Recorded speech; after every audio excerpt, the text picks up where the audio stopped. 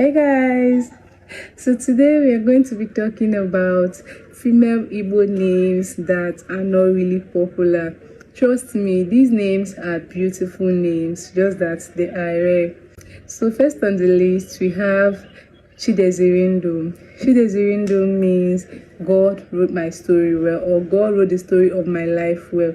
You know what it means when God writes your story, right? You're definitely having the best story and the best life. The next one here is Yagazi.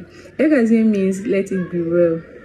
Let it be well with you, let it be well with me, let it be well with everyone. It's a beautiful name. Another one is Zimihekachi. Zimihekachi means show me what is greater or what is bigger than God. I don't know, all my life I've not seen what is greater or bigger than God. I don't know if you've seen, me I've not seen, but if you've seen, I'd like you to show me because I'd like to see too. So another one we have here is Kambili. Kambili means let me live, let everyone live, because the earth is wide enough to contain all of us.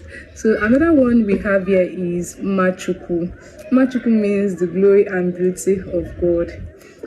Another one is Shikamnele. Shikamnele means God is the one I'm looking up to, or I'm looking up to God.